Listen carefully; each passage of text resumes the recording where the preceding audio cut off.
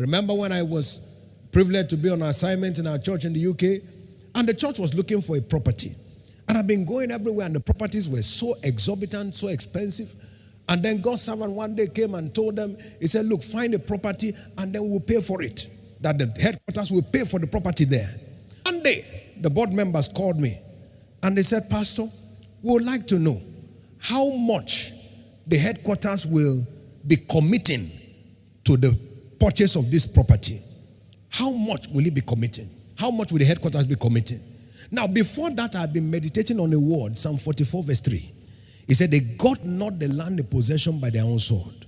Neither did their own arm save them, but thy right hand and the light of thy countenance, because thou hast a favor unto them.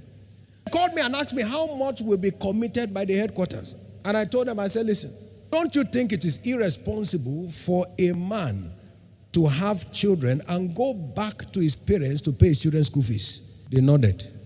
I said, this church is already planting churches and going to headquarters to look for money to build a house. I said, that is the height of irresponsibility. They said, so what are we going to do? I said, here is what I've discovered. That you don't use money to buy property, you use favor. They got not the land in possession by their own sword, neither did their arm save them. He said, but thy right arm, because thou hast a favor towards them. I said, you use favor. He said, what? I said, favor will either bring it cheap or it will bring the money for it. End of discussion. When the property came, it came cheap and money had already come for it. Both things happened. As I meditated on it, faith rose up inside of me. I said, no way. I'm not going to call anywhere and say send money for anything. No. I saw it that no, the currency that is required is not the currency of pound sterling, it's the currency of favor.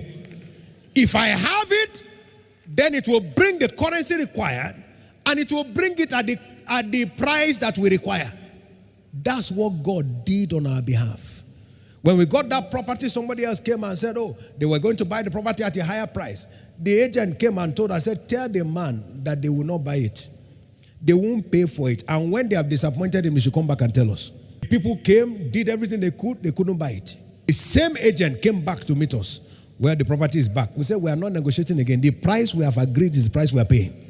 And we paid that exact price. God brought it at the price we wanted, and he had brought the resources we required, because as I sat on the word, I saw the reality of what was needed. It's important for us to understand meditation is one of the ways you open up your understanding to see faith rise.